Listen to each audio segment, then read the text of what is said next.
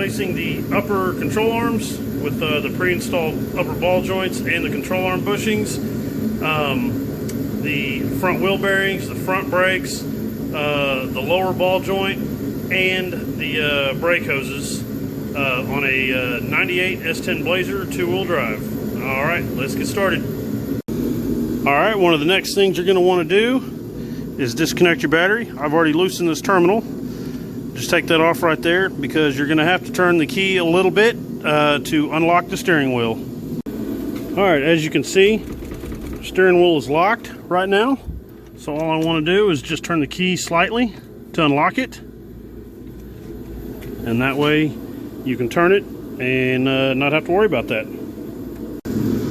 Okay, for starters, be sure you get yourself some sort of a suitable jack, and then lift the front up, jack the front up, and then just put your, if you get some jack stands, just be sure you stick them right there somewhere on the frame, and then give it a little shake test and make sure everything's good. As you can see, I've already got it on the jacks on this one. Shaking it, it's not going anywhere. Next, we're going to take off the wheel.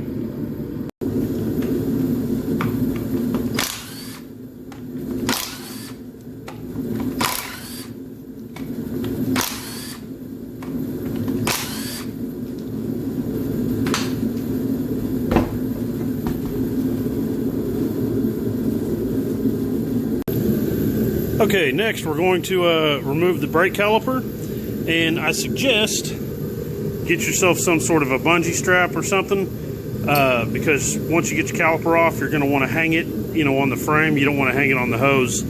Even though we're replacing the hose, I still don't want to hang it by it and it pop and it create a mess. So we're going to go ahead and hang the caliper up right here. And to get your caliper off, you've got a 18 millimeter here, 18 millimeter here, and then after that you're going to have the two caliper bracket bolts. There's one right there. Where's the other one? The other one is right there. They're both all four of these are 18 millimeter. So, and then also to help get the caliper off, get yourself like a little pry bar or a screwdriver or something.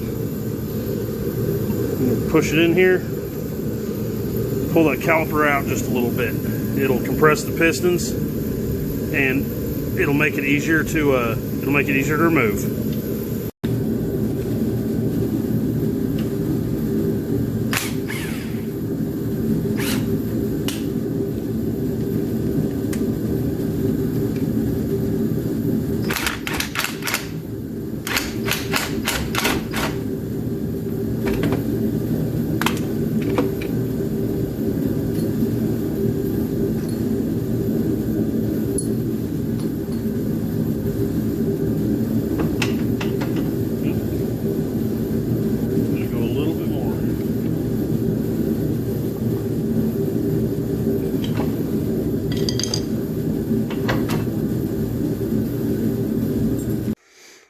Okay, so you can see how I hung the caliper on here.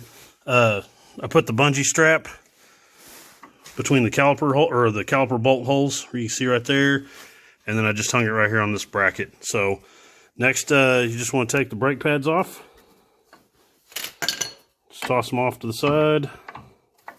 Then I'm going to get my impact. Whoop.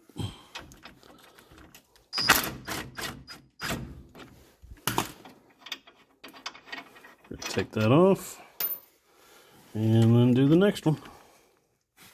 Where are we at here?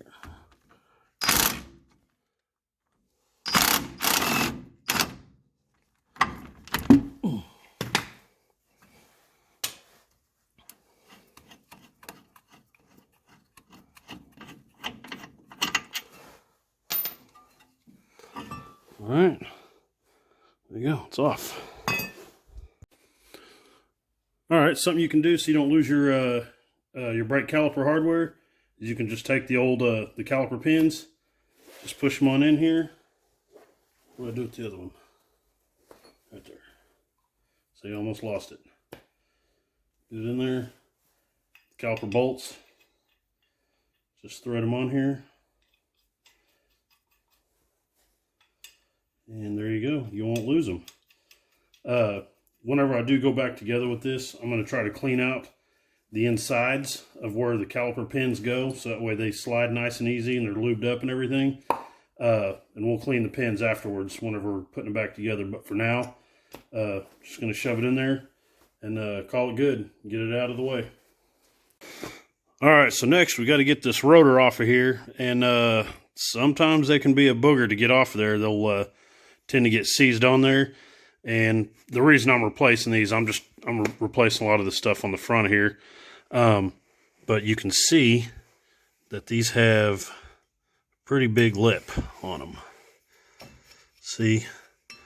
So somebody just has pad slapped these too many times, and the rotors are just worn out. So but time to get a hammer and hammer these off. All right, something you can do to help get these off of here a little easier, just get yourself a little can of WD-40 or some kind of penetrating spray. Just spray here in the little lug where the lug studs come through the rotor, and then around the hub.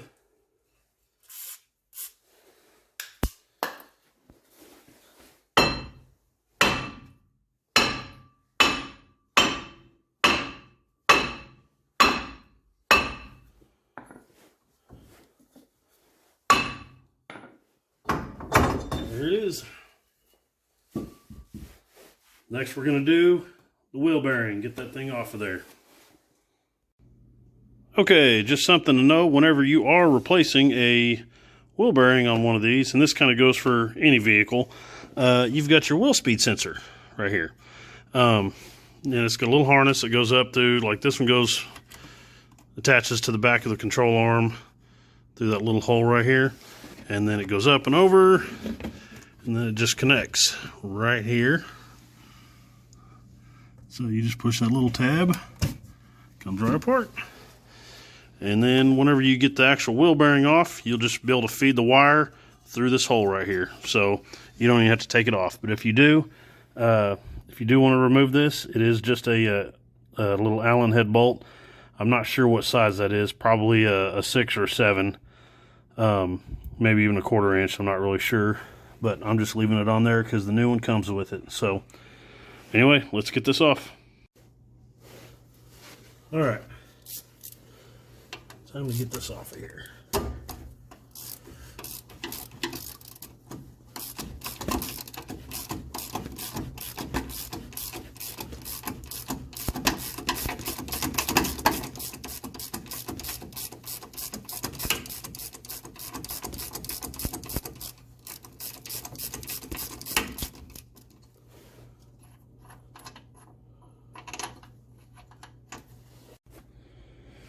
Okay, so once you get the last bolt out, this should just almost fall out. And like I said a while ago, remember there's 3 bolts that hold this thing in. They're all the same, so you can't get them mixed up. Oh, look at that. Came right off. No big deal. Okay, so the next couple things that we're about to do, we're going to have to remove the lower ball joint, pop the lower ball joint off the spindle right here, which, you know, that's going to remove or require removing this cotter key, this cotter pin, getting this nut off of here, and then using a pickle fork to bust this off of here. And same thing for the upper ball joint. Let's see here.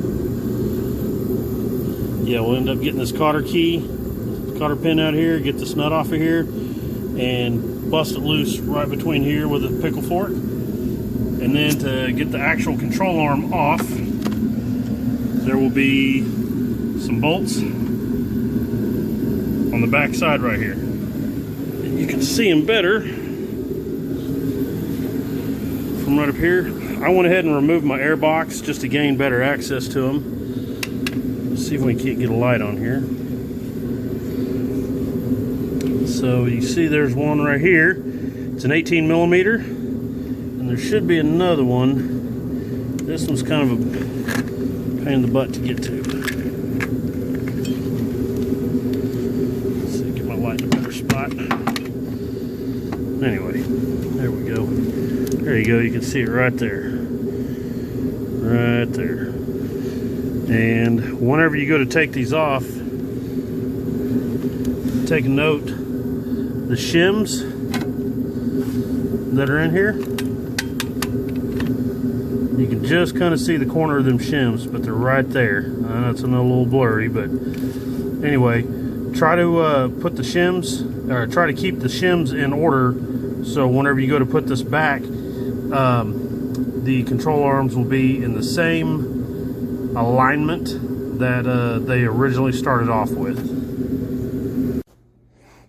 Okay, so whenever it is time to pop the upper and lower ball joints out of the spindle, you've got to be very, very careful with this, because you've got the spring right here. Normally, the shock being bolted in will hold it in, and the sway bar will help to prevent the lower control arm from just swinging down and the spring popping out.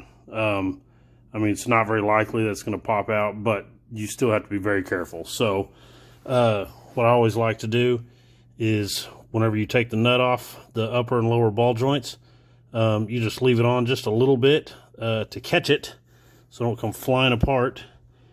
As you can see, I left some threads hanging right there, so that way whenever I go to hammering on it with the pickle fork, it won't explode and just come out everywhere. So all right, well, let's get on this.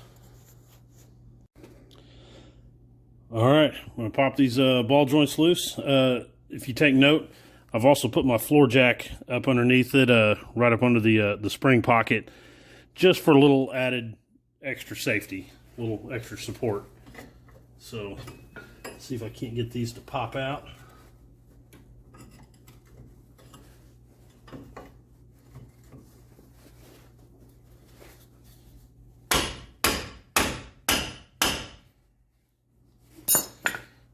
Push over a little bit here.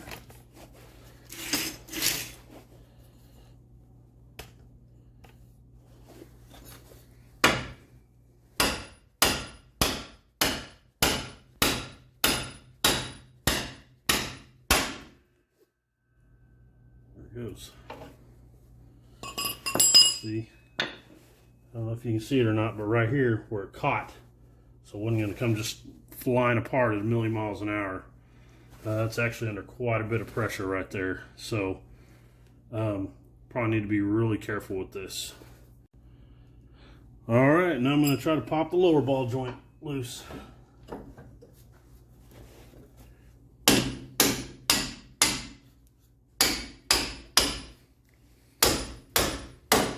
Goes just like that. All right, where are we at here?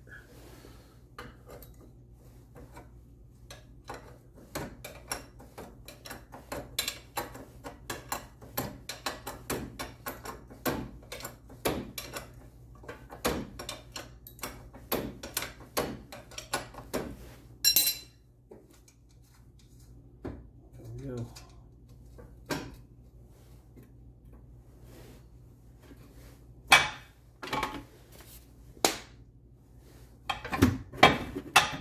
And there we have it. There's the upper. It is off there. Let's do this lower.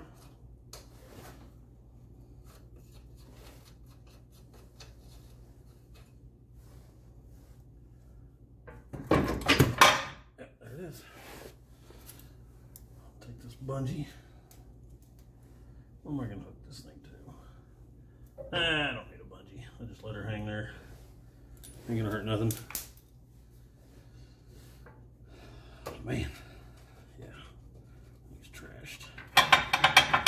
Look at that. It's quality right there. It's good stuff. All right, now it is time to remove this nut and that nut right there. And they are both 18 millimeter. So I'm gonna go and take these off, and I'll be right back. All right, now that I've got both of those mounting nuts off of there, as you can see, starting to slide off there. This control arm, I don't think it'll come off because it keeps trying to contact the steering shaft. So what you can either do is remove the steering shaft and unbolt this brake line from its bracket, or what I'm going to try to do is just take the mounting stud, the bolt right here, and the one under here, and try to knock them out a little bit so I can get this control arm to lift up and come out. So that's what we're going to try to do. Okay, just to show you what I did, I ended up putting the nut back on the stud, and then I took, let's see, took a hammer, just went past it, just kept banging it, pulling on it, back and forth, hitting it until it finally busted loose. And I did the same thing to this one over here, where'd it go? There it is, right there. Did the same thing to that one, and they both came out pretty easy. So let's see if this control arm, let's see how easy this control arm actually comes out now. All right. Oh yeah. Nut off.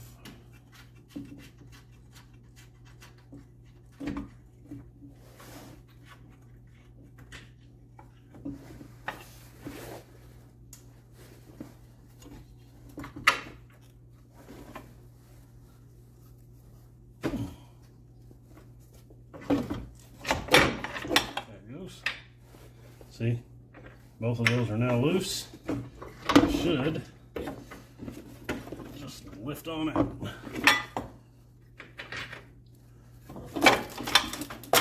There it is. Got it. Success. Man, see how bad those are? I don't know how bad, if you can see inside of there or not. Wow, these are pretty bad. So, good thing I'm replacing the whole thing. Okay, since I'm also replacing the lower ball joints, this is probably a good time to take a wire brush or whatever you got and start cleaning stuff up around here if you want to. It's probably not going to make installation any better, but it'll just make it look a little better in the long run and kind of clean it up. So, I'm going to go ahead and get that done right now. Alright, now I'm going to try to drive out this lower ball joint with an air hammer. If you decide to use an air hammer or any kind of tool like that, be sure you wear safety glasses. It's pretty important. You don't want to lose an eye. Alright, let's see what happens.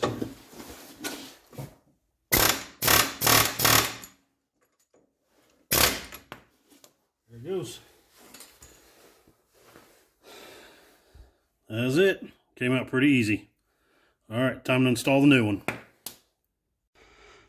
Alright, new lower ball joint is in.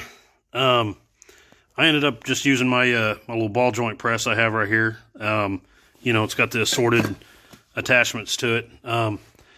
Anyway, got it in there.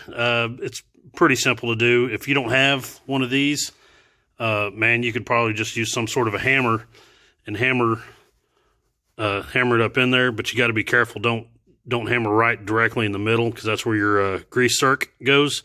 But as long as you stay on the outer edge of it, should go right on in. Okay, so here's a side-to-side comparison of the new upper control arm to the old one, and the only thing I see you have to transfer over is your bump stop. See right there? You can see that hole goes in right there. So this might be a bit of a challenge. It's pretty tight. It is just rubber, so I hope I don't tear it. I don't have another one, but we'll see if I can get that swapped over. Okay, so I guess the easy way to get this this bump stop out, just take a flathead screwdriver and sit there and just keep pressing in on it right here. Just work it through there.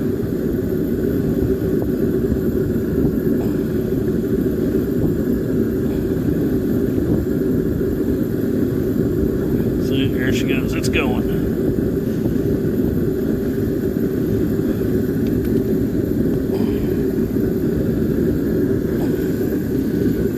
Flip it around and do this side now. So anyway, all right, well, you get the gist on that. All right, to get the new bump stop in, give it just a little bit of squirt of some WD-40 or anything kind of like that'll work. Push that sucker in there.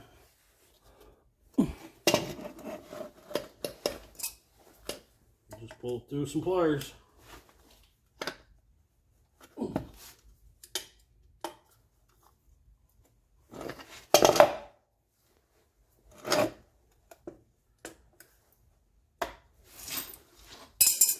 There it is. It's in there. Perfect.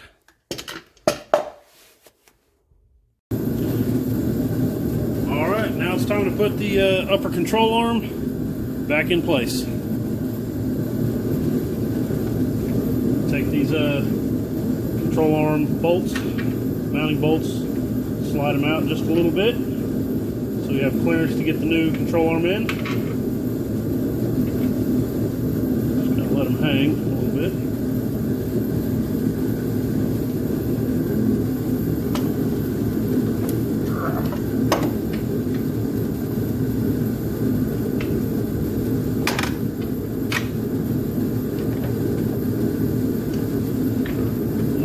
Tricky getting this in here.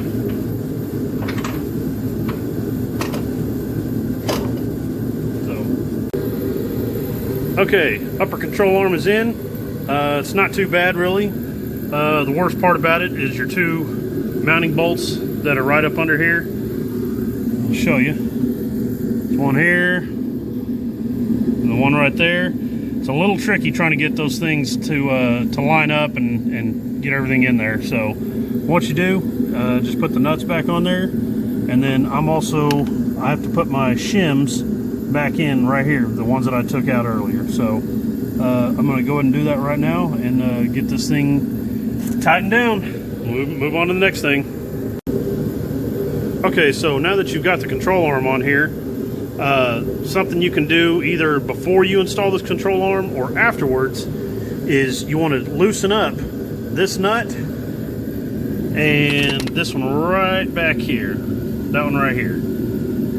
So the reason being is the upper control arm bushings, they're pretty tight, and whenever you go to put the spindle and everything back on and put the vehicle weight down and this starts moving, I've already loosened these up, but if you don't loosen them up and this starts moving, it can actually tear your upper control arm bushings.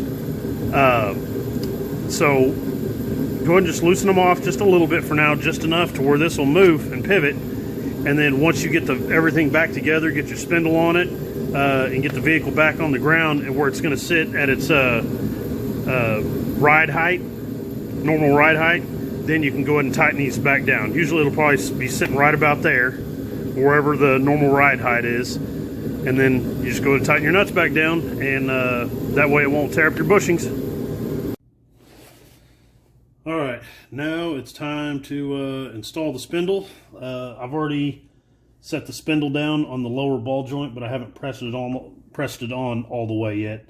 But I do have the nut started. I do need to lift up the lower control arm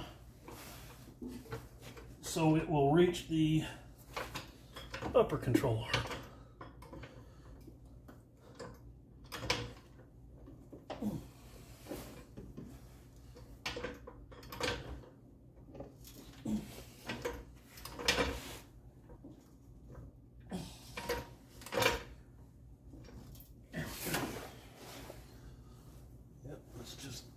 Barely through, but it's enough.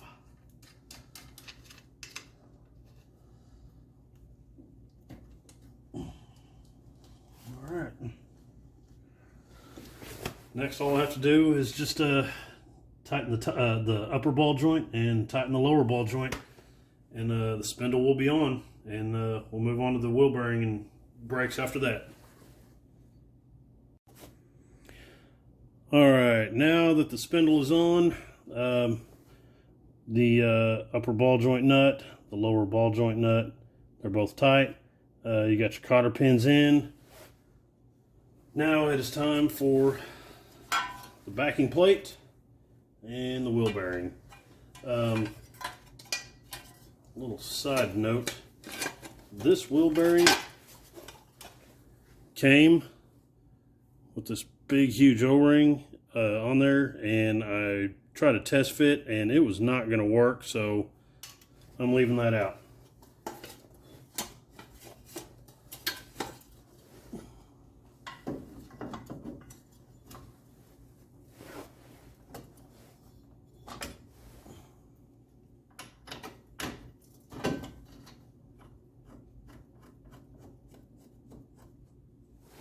One.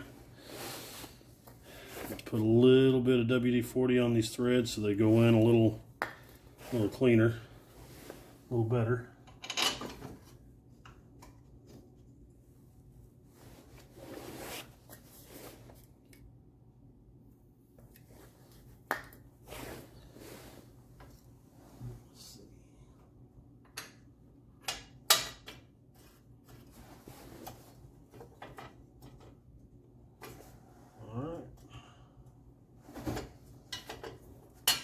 We'll route that up here in just a minute.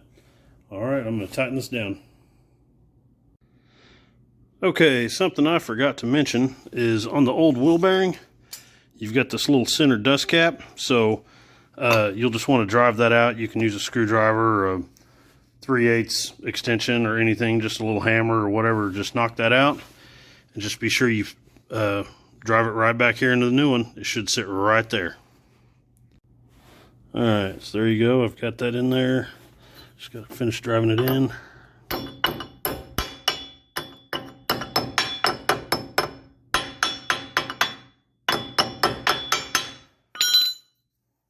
Yep, there it is. That'll work. Alright, now it's time to put on your front brakes. Rotors. Next is your caliper bracket.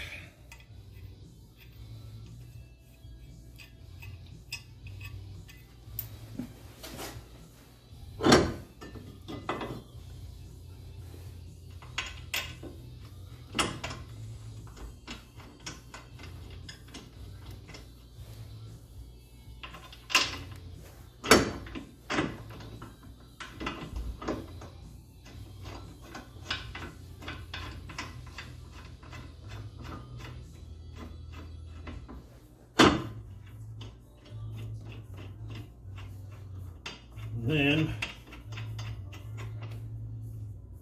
I'll tighten this down, and then we'll put the brake pads and the caliper on. Alright, now I've got the brake pads in here. I've got the correct pad shims in there, the little pad indicators, little scrapers on them. Time to go ahead and put the caliper on.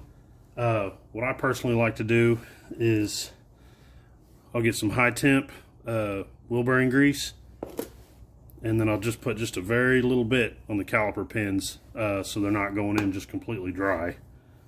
So anyway, be sure you have your pistons compressed all the way in, or you may not be able to get the caliper on. Line up the little boots. There it goes.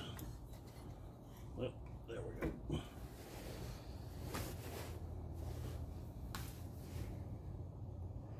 And just put a little bit of grease, it don't take much.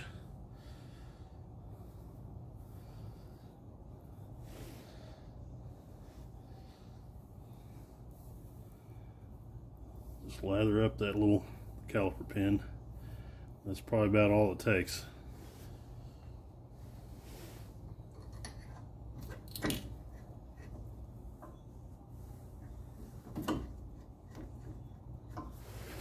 Alright, do the next one.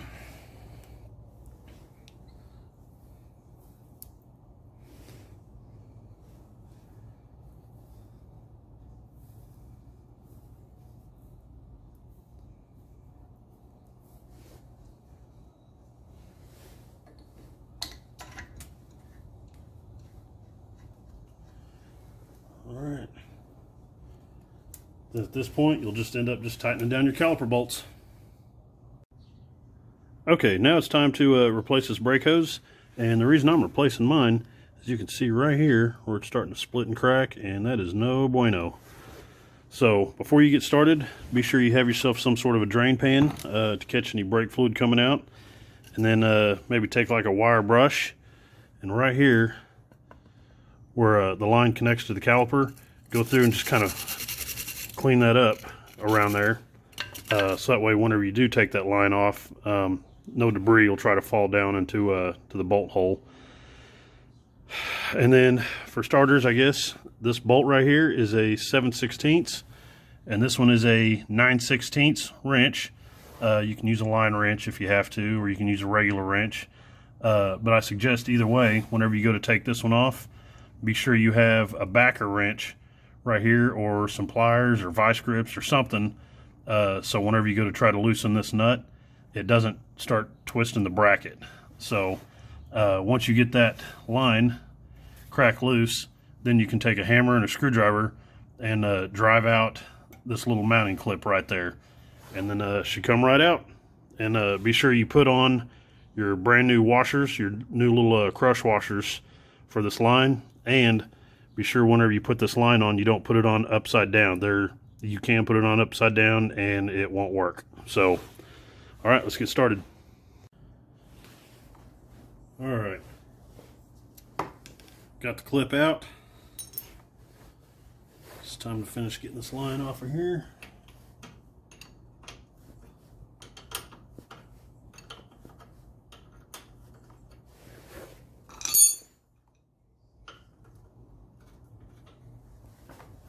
Go.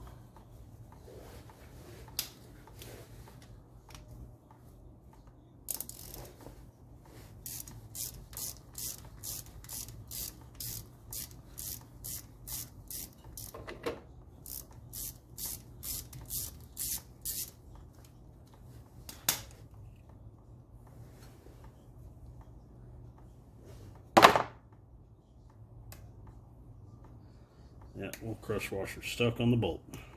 All right. Okay, so if you ran into the issue I had where the little washer gets stuck on the bolt, I just ended up taking some pliers and just grabbing that washer and just kind of rock it back and forth, and it finally broke loose. And then also, once actually you get your line off the caliper, there'll probably still be a little bit of dirt and debris build up around here. And so just to make sure nothing gets in there, I went ahead and just take that washer off. Just run your bolt back in a little bit, and then you can take your wire brush if you have to, keep going around it, shoot it with some brake clean if you have to, and also you can just take a rag, just stick it right there and run it back and forth for a minute, and usually that'll just knock everything right off of there. So that little boot came off there. And that's how I got that clean. So now it's actually time to install the brake hose, the new one. Let's see here. Get the new washers. Put a new washer on this bolt right here.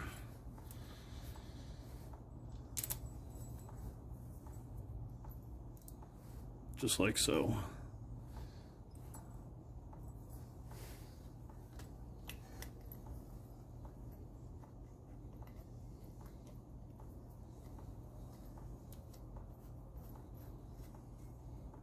Okay,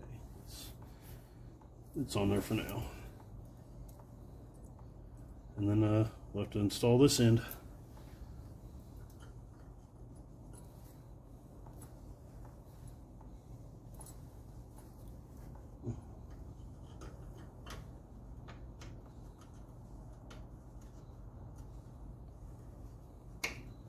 All right, I'll finish getting that put together and be right back.